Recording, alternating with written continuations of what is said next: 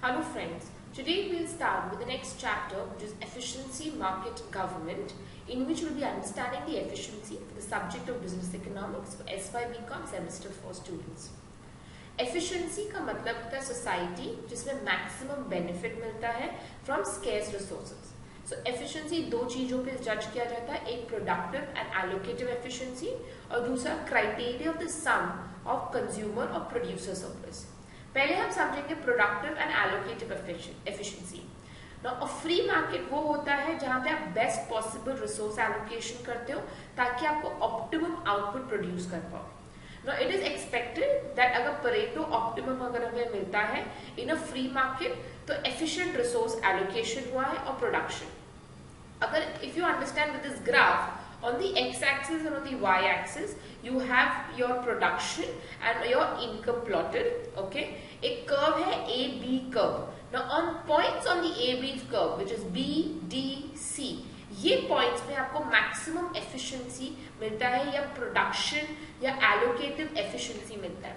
Any point इसके अलावा which is अगर सपोज ए हुआ या इसके बाहर कोई पॉइंट हुआ तो वो इनएफिशिएंसी माना जाता है. तो अगर मुझे पॉइंट ए से पॉइंट सी पे जाना हुआ तो मुझे मेरा प्रोडक्शन बढ़ाना पड़ेगा फ्रॉम एक्स टू x1 या मेरा इनकम बढ़ाना पड़ेगा फ्रॉम y टू y1 अगर मुझे पॉइंट ए से पॉइंट बी पे जाना पड़ा.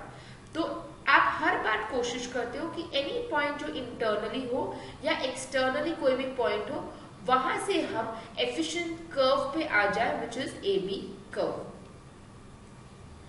प्रोडक्ट एफिशिएंसी, लेट्स अंडरस्टैंड सबसे पहले प्रोडक्टिव एफिशिएंसी. ना प्रोडक्टिव एफिशिएंसी इकोनॉमी में तब अचीव होता है जब इकोनॉमिक प्रोड्यूसर्स कोई भी पॉइंट ऑफ टाइम पे पीपीसी प्रोडक्शन पॉसिबिलिटी कर्व पे हो, ना कि एनीवेयर उसके अंदर या बाहर.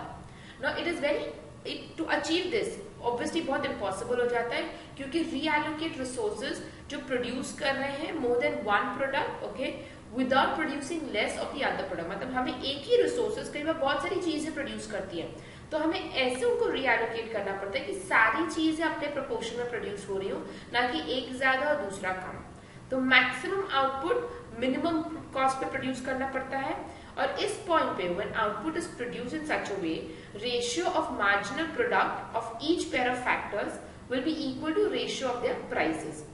सो प्रोडक्टिव एफिशिएंसी ऑब्टेन होता है जब marginal cost of producing last unit of output is same कोई भी फर्म का in any of the industries. Thank you and keep watching upcoming sessions.